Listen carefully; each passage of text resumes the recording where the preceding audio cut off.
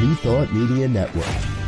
We are a global broadcast network of positive music, media, and entertainment, inspiring humanity's evolution along the journey of enlightenment and creating a world of love, peace, empowerment, and prosperity for all. New Thought Media Network.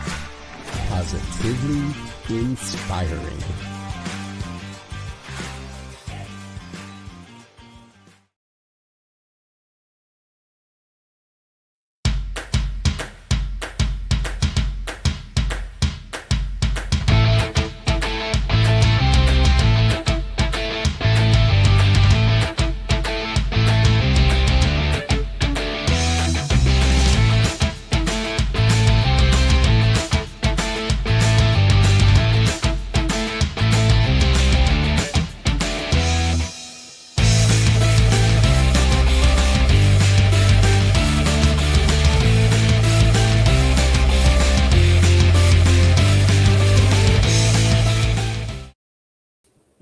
Hello and welcome to Rockin The Love. We're Rockin The Love. We're here. It's Wednesday, and I'm Gil. And I'm Robin. And we're not sure who's going to talk next. We are excited to be coming to you today, talking about some fun stuff. We're going to really talk about how we take care of ourselves and how we access, part of how we access good in our lives. And of course, we appreciate everyone who's here. We appreciate everyone who comments, who comes into the room and asks us questions, who tells us what they think about what we say, who suggests other things. We just love it when you're involved in the process. So from that point of view, I will especially take a moment and welcome Shay. Hello, Shay. Woohoo. So today we're talking about tithing. Tithing, even the word elicits a response in my body. And we're talking about the liberation of tithing. And we're not talking about, this is something that's been around for centuries. It has shaped all kinds of spiritual communities. But we're not talking about the version that comes with guilt and pressure or any childhood sermons that made your stomach tighten and you just didn't want to be there kind of thing. We're talking about tithing as a spiritual equation, that it's really a movement of energy and a conscious choice to participate in the circulation of good. So that's what we're going to be talking about when we get back. So you don't want to miss that. I don't want to miss that. Our entire universe is built on this idea of circulation. So we're going to break that down. So, wow. Where are you all watching from and what's happening there? Out here, it is 95 degrees, which is actually kind of cool, right? And we've heard the weather report from Ohio is in the 70s. You go, Ohio. Look at you cooling down and being all going into the next season-ish. That's the way it used to be when we were kids. When we went back to school, there was that shift in season, right? It happened right after Labor Day, like you knew Labor Day signaled summer is over. And then you shifted into this different kind of thing to go back to school. So what you're saying is climate issues really are our fault? Global warming is a result of us going back to school a month early? I didn't say that, but we could go with it. Maybe that's the problem. Maybe we just have screwed up the timing so bad that we don't know. But it's supposed to be outside. That's funny. Yeah, it is funny. So it's been quite the week here. They're all pretty full, but I think it's been good. I'm very excited to be so close to New Thought in the Desert. Are you excited? I am excited. I'm really looking forward to it, and I'm also terrified in the sense that it's just I don't know exactly all that's going to show up And yeah, I know it's going to be so perfect. So It's so different, right? When you're putting something together, a conference together, or in that way or attending. Like yeah, attending, you buy your ticket and you're like, this is going to be great. You have all your ideas about what it's going to be, and putting it together, it's a little crazy making, because even what you want it to be, you don't know that it's going to be that. You know what I mean? So it's busy, but I'm excited. I'm excited about our speakers. For any of you that don't know what we're talking about New Thought in the Desert, which is a conference coming up in September in Las Vegas and Nevada. Sorry, I forget that there's more than one. Yeah. Las Vegas, Nevada. And what I think is amazing, if you want to attend, please check out. We'll put the link in the chat and all those things. What I think is amazing is that, like, we begin on Thursday, and then there's a happy hour and a little getaway at this restaurant, and then there's continental breakfast in the morning, and then there's catered dinner one night, and there's concert another Faith night. Rivera music through the whole thing, along with hopefully Renee Perkins, who will be doing some music, and just like a nonstop fun. And what I loved most about last year was just the connection. I mean, the people we met, and it didn't feel like other conferences where you're going to the next, module, the next presentation. It's like we really had time to connect and get to know people.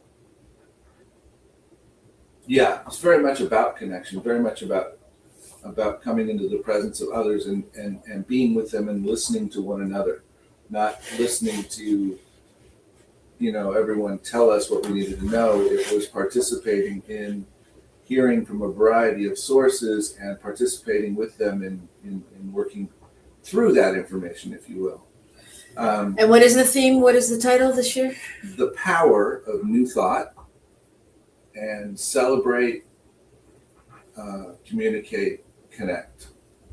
Yeah. So part of the whole idea is that we truly do connect with this idea. When we talk about new thought, it's really just this idea of an understanding of spirituality that includes the oneness of the universe and the wholeness that exists, that there is only one power, although it's been understood in many different ways and talked about with different names and all of this. And yet new thought is a result of people who have pulled up ancient wisdom, ancient religions, and discovered that there's through lines through all of them, right up to the ones we currently think about, in our world of Judaism or Christianity, or things that are currently practiced widely. Yeah, so it's going to be fun, and I'm excited. And there's still time to even get our early bird special price. So you want to check that out at lvcsl.org, or, well, that's really the only place. Yeah, so that's the place to go. That's the place to go. We're co-sponsoring it, the Rio Grande Center for Spiritual Living and Las Vegas Center for Spiritual Living. So, and it's designed for everybody. So come. And there'll be agape, unity, and all different faiths. So that's what I'm excited about during the week. What has been exciting you, or what do you want to talk about? Because you just talked a lot. I did. Sorry, folks. Well, I'm very excited about. We've been doing this book study at the center on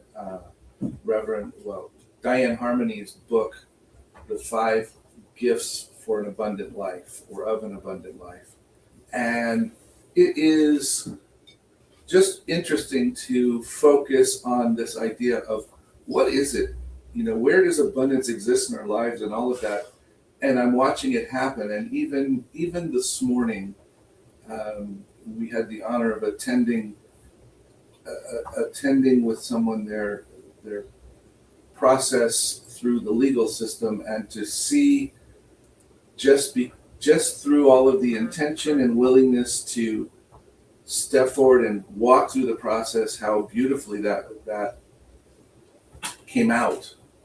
So what he beautifully it means is results. that we were in court, and allow me to translate, and watching the legal system in action. Yes, and knowing that it showed up perfectly, and that that is good. It's good for everyone involved ultimately, and that's the great part about it. So, but to me, that's part of this whole thing about abundance. There's an abundance of good that's happening all the time. There's an abundance in our lives, and I think the biggest thing that I'm learning to remember is that I have to notice it and be grateful for what I do see, and that opens me up to what's showing up. So there you go. There you go. And it has been a great week to learn those things, and more shall be revealed, because there's been a lot of abundance and a lot of great things happening in our life. But there's even bigger, better news out there in the world, because it's not only happening in our life, it's happening all around the world. And it's so great to remember that when we may lose sight of that. So this is where we do the good news. What's going on in the world? What's happening? What do you got? Well, let me say, my good news today comes to us from Italy. And apparently in Italy, they do what seems to be fairly common here in the United States. They have a lottery. And a woman had her lottery ticket, which she had purchased. And she went into the convenience store or whatever it was, and they have a little machine, most of us have seen them, where you pop in your ticket and it reads it and tells you whatever's going on. Tells you, oh, here's $5, or take it to the counter, or whatever the heck it says. Well, she put it in, and what came out was non-payable. Well, apparently in Italy, non-payable stands for there's nothing on this ticket to be paid. You can't pay it. Yeah. Or we can't pay you from this machine. You need to go somewhere and turn in your ticket. Well, she just read it as, well, there's nothing on it, and dropped it in the trash. And until she went home, and one of her friends, actually, her relatives, contacted her and said, hey, I noticed the lottery was the numbers you always play. Did you play this time? And she's like, yeah. She goes, well, you won €1 million. And the lady goes, oh my gosh, I threw the ticket in the trash. And this started a series of events, which eventually went to the trash service and the city. And they literally traced back, because it had been just recently that it had been picked up, they traced back to where this trash from this store had gone, what truck it was in, and took some workers off of other things and sorted through the truck for a day and found her ticket. That's amazing. And so, not only was it beautiful, the people that did it, it was great for the other things. And the other note in the article is that, in fact, the taxpayers who may be concerned about the costs of this, spending a day paying people to go through the garbage, which they aren't supposed to be doing, it'll be covered by, the lady will cover it by her winnings. So oh my gosh. But anyway, which is a great example of tithing. Yes. It's a great example of giving back. Yep. Yeah. Yep. It's a great story. I love that story. So, and I wonder what will happen in the lives of the leadership of the company, the people that did the work, all of it. What will show up in their lives over the next haul for them being willing to jump into this. And I think that's an interesting part of the story. Yeah, that's great.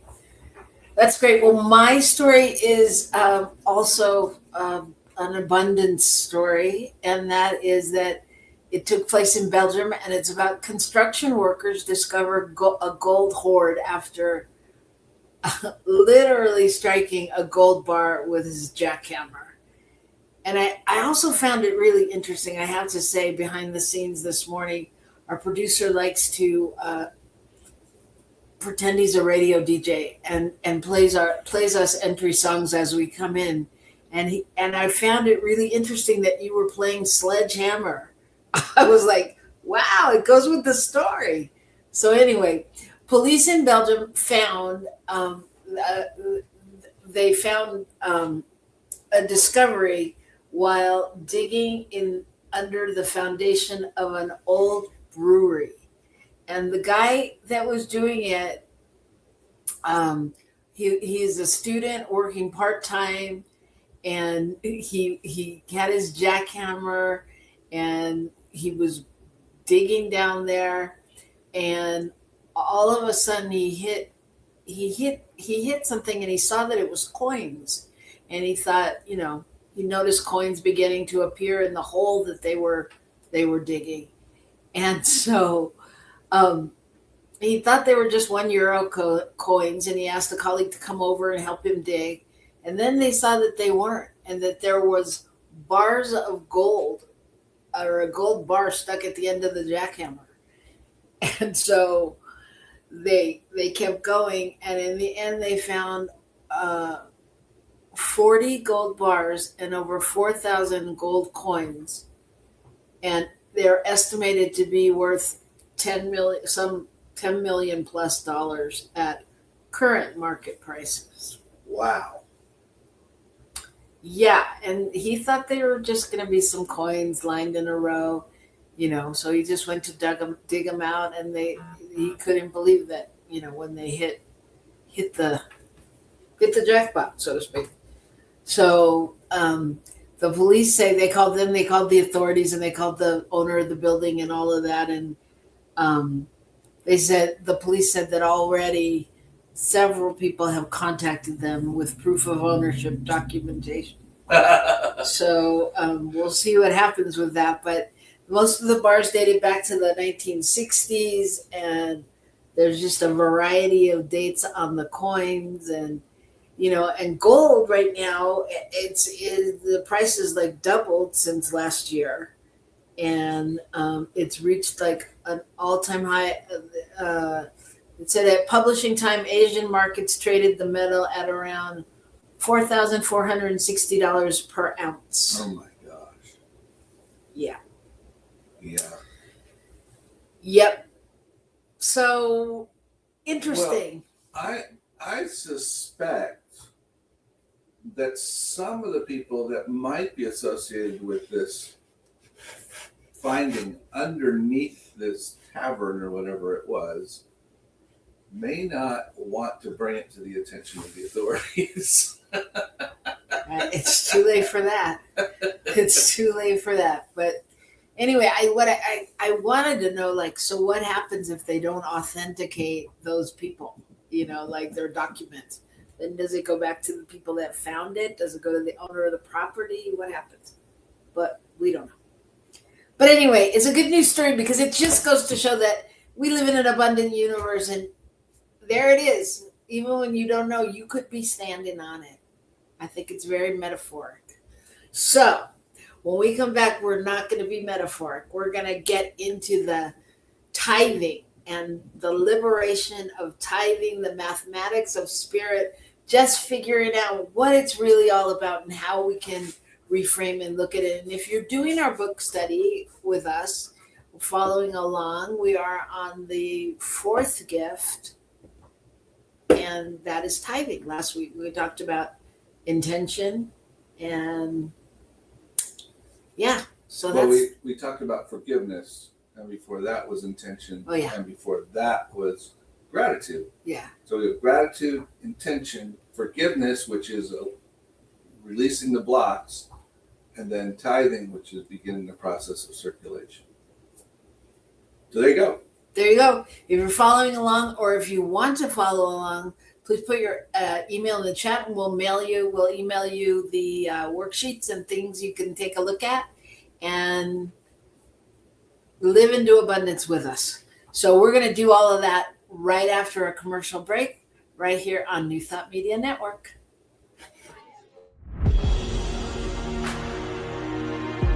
Imagine a gathering where inspiration becomes action, where spiritual vision becomes a shared future, and where the power of new thought comes alive in community. Join us for New Thought in the Desert 2026, Living the Power of New Thought.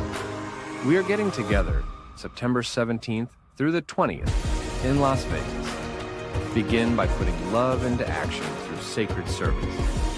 Then experience inspiring speakers and spiritual leaders from Unity, Centers for Spiritual Living, Agape, and beyond, along with powerful conversations, interactive experiences, and a collaborative vision for the future of our movement. I focus on harmony. How do I live into that? Celebrate with Faith Rivera in concert.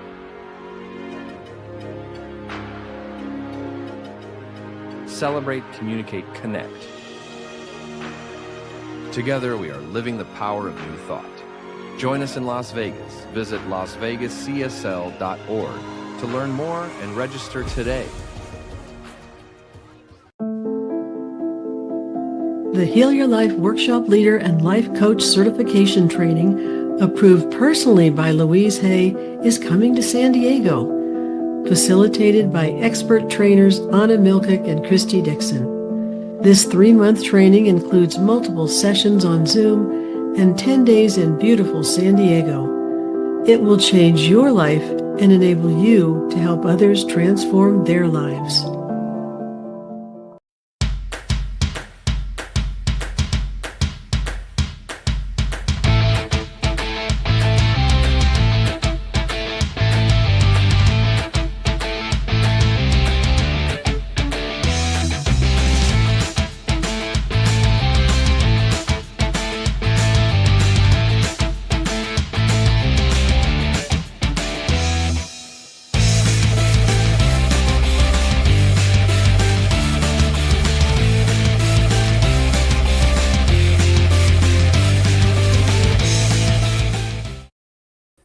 Hello and welcome back to Rockin The Love. I am Robin Rice Olmsted.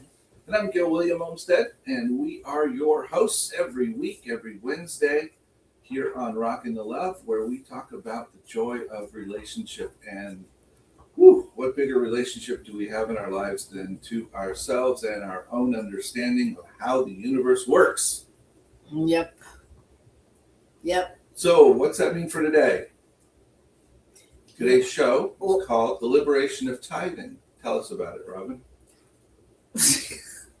Okay. I got stuck thinking. Oh. So I was thinking when you were saying what bigger, what did you say? What bigger relationship is there to think about, to deal with? Yeah. And I was thinking about our relationship with money. I mean, and not that tithing is all money, but just thinking about that. I mean, that is a big part of our relationship. And like I said earlier, sometimes just the word tithing can bring up, some emotions. What does tithing mean? What does the word mean? Tell us. Well, it actually is a tenth.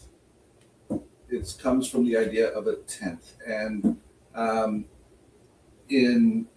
we'll talk about more later, but in terms of current times, as early as before the Christian era, we had Holy Scripture written in the book of Malachi about tithing, and the idea of that scripture was basically it said this: bring the whole tithe into the storehouse, so that there may be food in my house, and test me now in this. Test, as in test. Says the Lord of hosts, if I will not open for you the windows of heaven and pour out for you a blessing until it overflows. So it comes from this scripture idea of giving over a tenth of what you have and then seeing what comes back. And so when people have talked about this in terms of Christian teaching and other areas, It's been very focused on this, but this didn't originate there. If you go back to more ancient scriptures, you will find more about the same idea of this giving and receiving as a complementary event. Well, I think that's what's really important in the description is that, ancient cultures used tithing as a way to support their spiritual communities, right? I mean, it was originally about circulation, not about punishment, and and over time, fear or obligation or rules or whatever got put into the mix. Right. And I think the other thing that tithing really brings to the forefront is equanimity. It's not about equal. It's not about everyone doing the same thing. It's about everyone doing the same amount. The same amount. If they're giving from their time, they're giving from the time that they have available. If they're giving from their physical strength, they're going to give a different amount depending on whether they're a young, virile man with all kinds of energy and muscles and works out and has all that versus someone who's older and doesn't have that same kind of energy. It's all about not a prescribed amount of something, but a portion of what we have that we give back. Right. And the original intention was participation in the flow of good, right? Yep. And so it can look various ways, like you just said, but it's still that circulation and flow of good, anchoring that. We remember perhaps the story, again, I'll go back to scripture in the Bible of the widow's mite, the woman that dropped a single coin into the receptacle on her way in or out of the temple. I don't remember. But Jesus made the point to say that she is given more than all the others, even though hers was literally the least amount. And I think that's one of the big things to get out of this idea of circulation. It's not about how much. It's about, are we willing to give of what we have? If I have $1 million and I give $5, that's a whole different thing than if I have $100 in my wallet and I give $5. Well, you bring up a really good point that I think we forget, and that is that tithing is not really a transaction. It's a frequency. And the universe responds to the energy of giving, not the amount. And, the intention of where you're coming from, right? Right. And part of our discussion on tithing is because, as we alluded to or said in the beginning, from this book, The 5 Gifts, she uses the acronym of gifts to open us up to what's important to create that abundance in our life. And so it's, as you said, it starts with gratitude is the G, intention, forgiveness, and now we're on tithing. So, I think that's really important because that's really bringing all those things into the circulation place on some level. Sorry. I'm sorry too. I think this idea of tithing, and when you mention it's where it's coming from, that's the key. It's when we give knowing and trusting that we're giving this from love. So we're not looking around on the floor for the coins we can spare. We're not looking for this or that. We are offering what we have, a portion of what we have, and knowing that as we stand in that knowingness that there's plenty to go around, that we can give that away, and it will not hurt us in any way. In fact, it opens the space for us to step into the places where there is abundance happening in our lives already that will show up. And it's so interesting though, because what's happening in my head is like there's yes and right.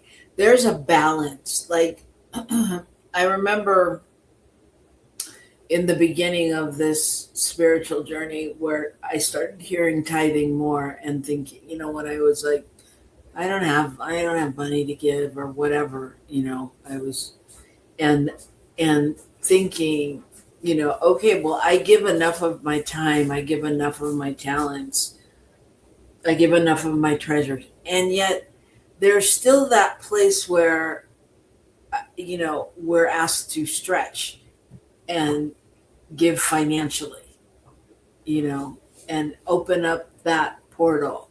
So because right now we're saying, and doesn't have to be money, but is that really true? Well, I think it's really whatever it is.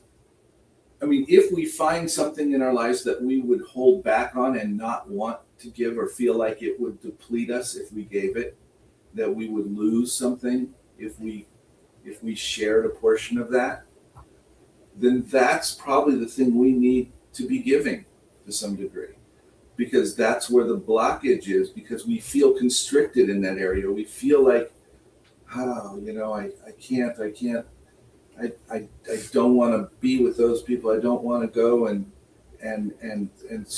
give sandwiches away on the street corner. I don't want to, whatever it is. Homeless people make me nervous. I don't want to be there. Whatever the thing is, that's where we look at, well, what can we give in that to allow circulation to flow, not just from us, but to us and through us and out again. Gotcha. Does that make sense? Yeah, it does. It does. We may end up coming back to it, but it makes sense. So, okay. So back to basics. What did you learn about tithing growing up? Like, do you have any? Did you learn that you owed something, or that you'd be punished if you didn't give, or was it just always a joyous experience? What are the stories we all hold about tithing? And please put them in the chat if you have them. Oh yeah. I was thinking about myself, and I have had a pretty positive experience of tithing my whole life, because it's not been presented as a hard and fast 10%. It's been presented as, what am I willing about, where am I acknowledging that Spirit is running my life, not me? That Spirit is in charge. And because, as you well know, one of my great things is to say, well, how is that going to happen? Yes, as I well know. And if everything that shows up in my life, I go, well, how's that going to happen? I can't do that. That's because often it looks like that to just our mental mind. We look at something and we go, well, I don't have time to participate in that. I don't have the physical agility to play darts like that. Whatever the heck it is, it doesn't matter. I'm just making it up, but that's not for me. I'm not good enough to do that. And we have these ideas, and because we can't perceive how it could happen. And so for me, the whole idea of tithing is releasing the how and allowing myself to go, okay, well, if I offer to give into somewhere where I am growing spiritually, or into supporting a friend, or into supporting a hospital, or whatever the things are that I support, if I give into that, before I worry about how everything else happens, that shifts the whole thing for me, and it opens me up to, okay, look at that. It works. It happens. I can take care of everything else. I have enough time to do this. I have enough money to fulfill that bill. I have. I think it's really interesting what you're saying, because you do that on one level with everything. How why I don't understand. And you're very analytical in that way. Except tithing. No, it's really fascinating in some ways because my husband has lovingly been called cheap, or thrifty or conscious, whatever you want to call it. Conscientious. There you go. And but when it comes to tithing, like we could be like, I don't know how we're going to pay the rent. I don't know how we're going to do this. And he's like, oh, I got to write my tithe check. And I'm like, we got to pay the rent, or whatever. This day's gone by. This is the past. So, I mean, it's interesting. It's interesting just in your makeup or in our psyche, what we hold and how, and I think it's so important, like, because I know that I didn't really have any feelings about tithing, and growing up, in the Catholic Church, and that was the beginning, and then in all the other faiths that my mom was a part of, it wasn't a thing, because like whoever was tithing or had the money was doing it, and I didn't hear about it, so it was like just part of the thing. You know what I mean? Until I got to agape in my own spirituality, and then I was like, what do you mean money? I have to give money, because I didn't really remember anybody else talking about it, right? Throughout the time. And I know Shay has something to say, so let's see what that is. She says, no church or spirituality growing up, really, so no tithing. I didn't learn until I was an adult, reading Catherine Ponder, that tithing was even a thing. I was in my 20s or 30s by then. I bet. Did I go the wrong thing? No, you did. I bet. Also, Oh. growing up in such poverty and such a scarcity consciousness that it never came up, ever, on either side of the family. And that's very interesting, because for me, I think when I read this Malachi thing, test me that I won't open the windows of heaven for you, that scarcity consciousness, that we have to hold on to everything because there's not enough for us. That's what we're talking about, shifting out of, in order to see that energy in the form of money, in the form of time, in the form is circulatory. It moves. But if we stop it and we're afraid of it, we try to hold on to it, it ends that flow. It ends that circulation. And so we think that, we grow up, we learn, we think that, there just isn't enough, period. There's not enough. But I think there's another piece to it, because, and Shay touched on it, and like, I think that it's not only about do I have enough and not enough. For me, I'll speak for myself. There's a misunderstanding on some level, like when because I'm thinking about when I first heard, like, and donate to this and donate to that, and you should be tithing, and I was like, why? What am I getting? There's the illusion that I'm not getting anything, and not spiritually or whatever, but I'm like, part of my growing up in spirituality, it was like, well, I came with this, why am I now gonna give money, and I think there's a misconception and a misunderstanding that we're supporting a bigger thing. You know what I mean? Like, just like when people don't understand why you need more money at church to pay the bills, because people don't think about it in terms of bills and what I mean? And rent and salaries, and that people are working, that it's not, you know what I mean? We don't know where it's going. Does that make sense?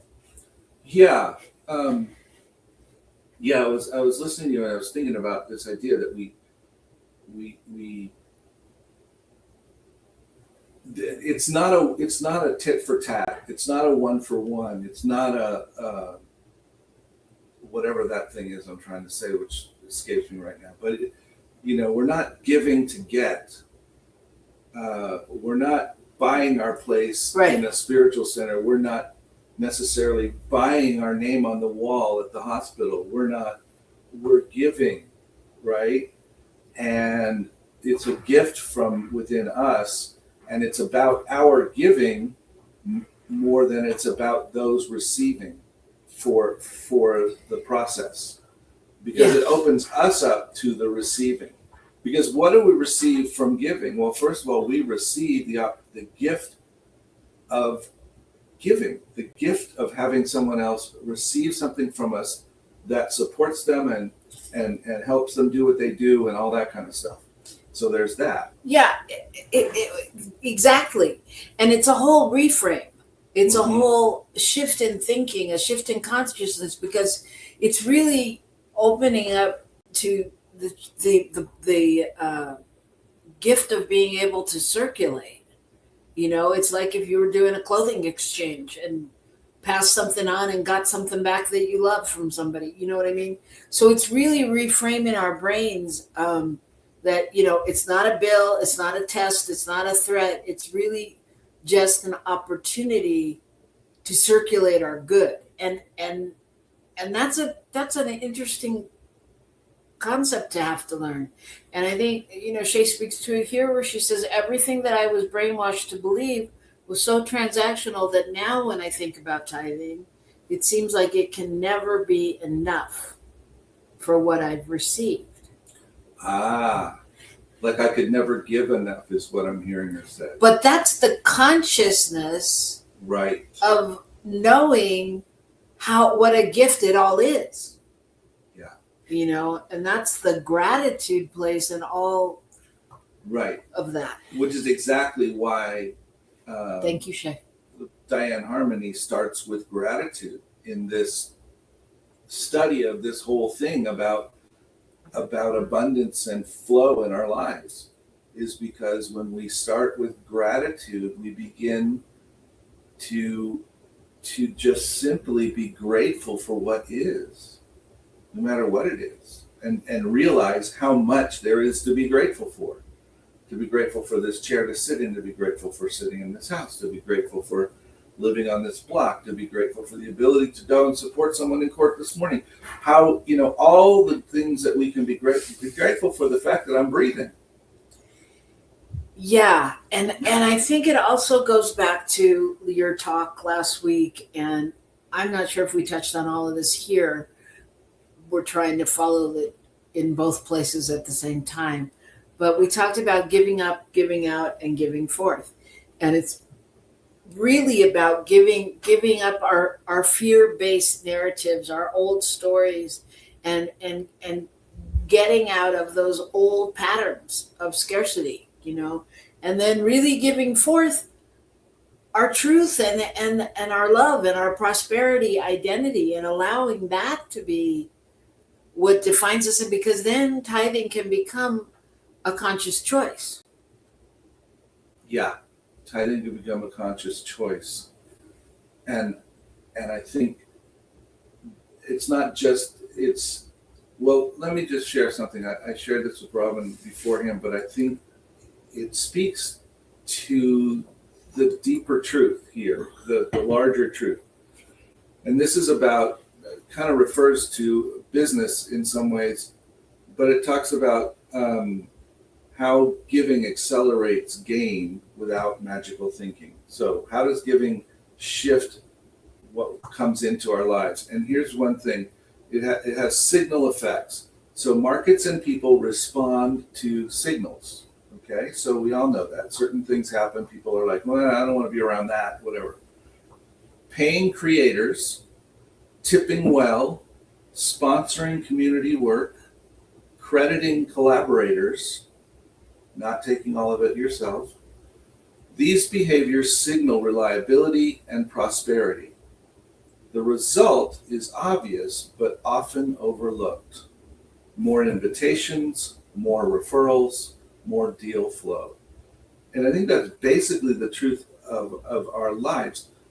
One of the things that's been so clear to me is that I personally want to be as generous as I can, and in many different ways. And I am in terms of honoring collaborators, honoring people that have done things, of being conscious of what people need and all these things. But that's the same thing for the spiritual community, is that I see us being generous. And part of that is that we're just open. When people come to us and say, can we do this? We don't say no. We say, yeah, I think we can figure that out, even if it's not something we've done.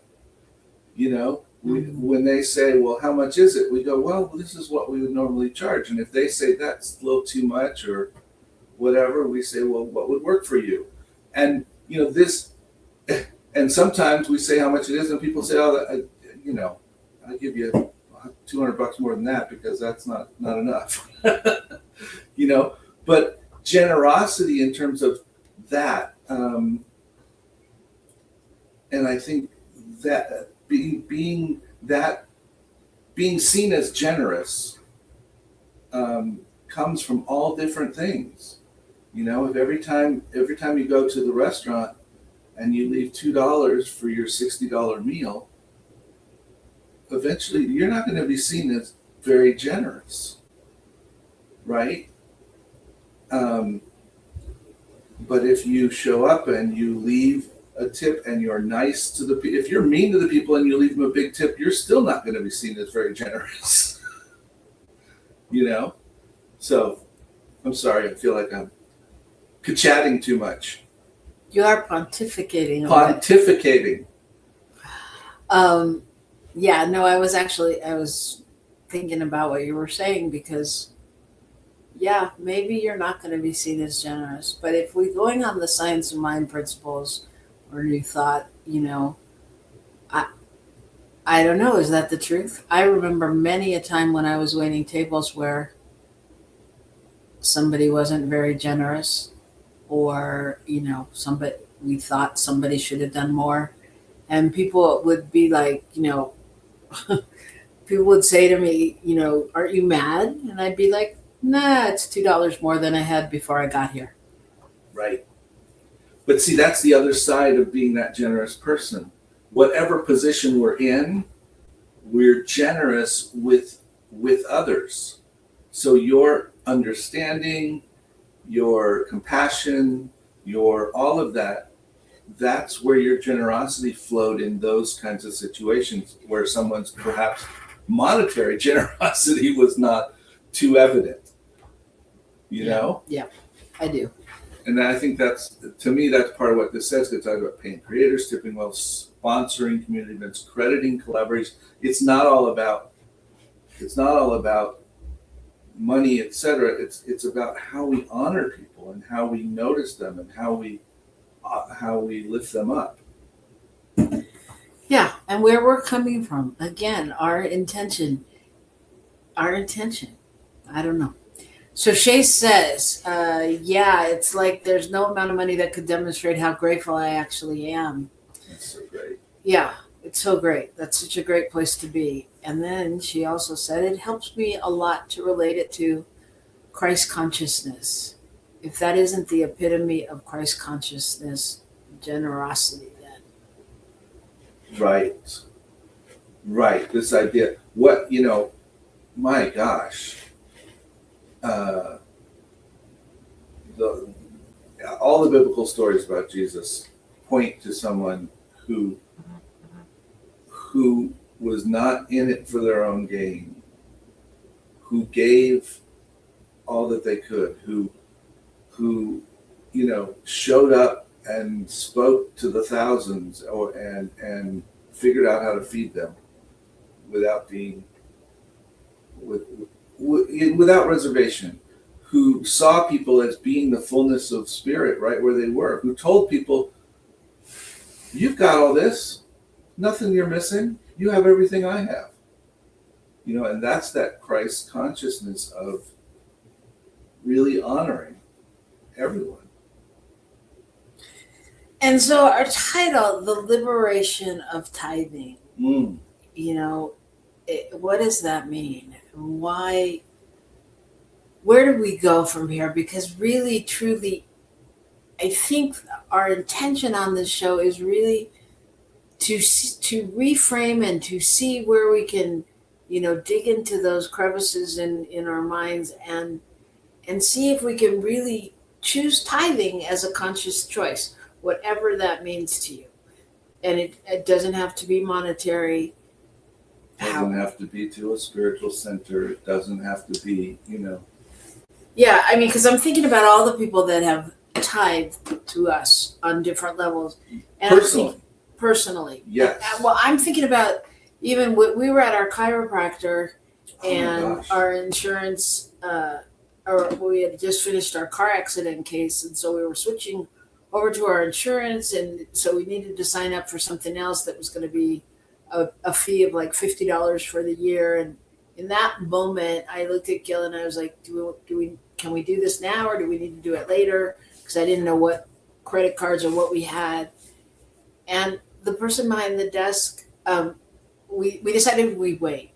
Yeah, we said we'd do it next time we were in. Yeah, we decided we'd do it. And the person behind the desk called us like 15 minutes later and she said, "Don't worry, I've taken care of it. I wanted to get your paperwork going." And we were amazed. But then we were like, okay. And so, the next time we were there, we had our $50 to give her and a plant and a thank you card and all those things. And she's like, no. Thank you for the plant. And no, because it was her gift, so I'm just thinking about that. So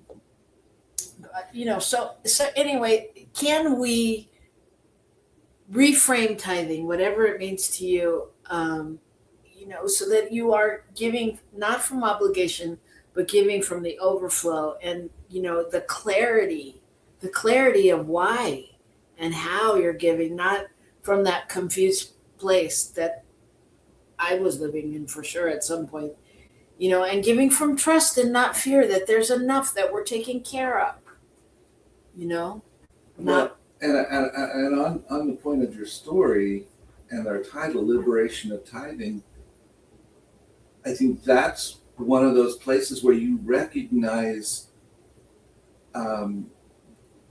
with gratitude what's happening in your life, where we got to recognize, oh, thank you, and realize that that's abundance. That's the abundance of our life showing up, that someone would be willing to offer that to us. Yeah. And in part, why could we be open to that? Why could we see it? Why did we not jump up and down and, demand that you take our $50 and, because we said thank you. And we understood that she was giving, we were receiving, which was part of our giving. Part of the reason we were receiving was because we do give. And that our abundance shows up all kinds of unexpected ways, in little amounts, big amounts. Yes, it does. And what's next week's show about? Surrender. It's the S, folks. On gifts, T was tithing, S is surrender. And we'll either do that or we'll work on this a little bit more. And the reason I say that is because I won't be doing the sermon until 2 weeks from this week on that. So it's all about him. It's all about me. Anyway, so Wait, in this conscious, do you have something to say? Because I only have a minute left. Well, no, I was going to go. I have to make a technical correction here. Okay. So the technical correction is that for more information on New Thought in the Desert, go to LasVegasCSL.org. That's LasVegasCSL.org. If you go to the other one, you get all kinds of, I don't know where this web page is located and all that stuff. So Okay. Thank Las you. Vegas CSL.org. And hold on here. If you'd like a QR code, there you go. All right. Get out your cameras. Get out This is your why cameras. he makes the big bucks, folks. Thank you so much, producer Michael Mangus. Well, I have to do something, in between or I fall asleep. So, I was gonna say you have to do something while our show's going on. Okay. but I great. fall asleep during your show. Yeah. Well, that's one of the reasons I do your show, so I can get some sleep. Okay. Thank you so All right. much. That Well, rousing endorsement. We'll be back next week. It's okay. We have Shay. Anyway, so this week, as you look at it, just look at where you're giving. Look at, what's your old stories about tithing or giving and receiving. And are you ready to let them go?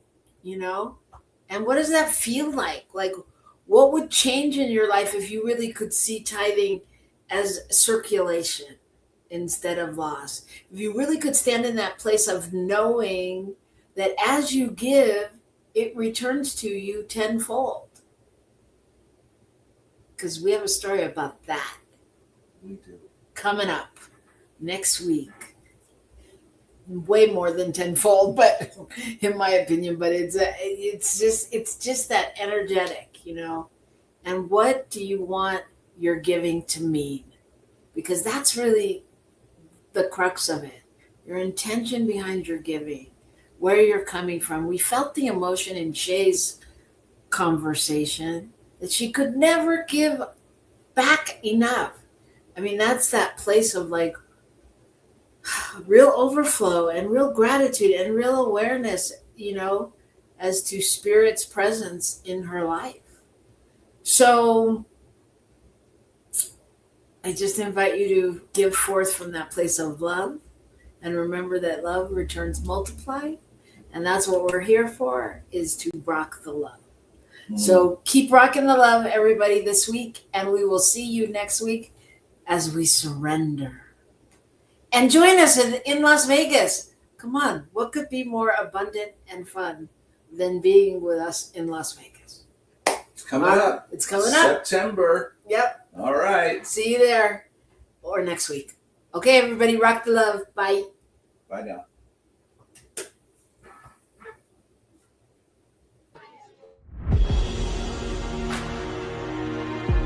Imagine a gathering where inspiration becomes action, where spiritual vision becomes a shared future, and where the power of new thought comes alive in community. Join us for New Thought in the Desert 2026, Living the Power of New Thought. We are getting together September 17th through the 20th in Las Vegas. Begin by putting love into action through sacred service.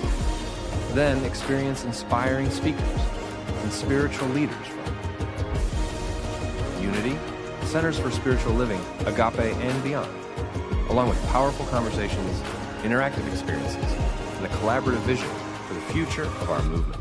I focus on harmony. How do I live into that? Celebrate with Faith Rivera in concert.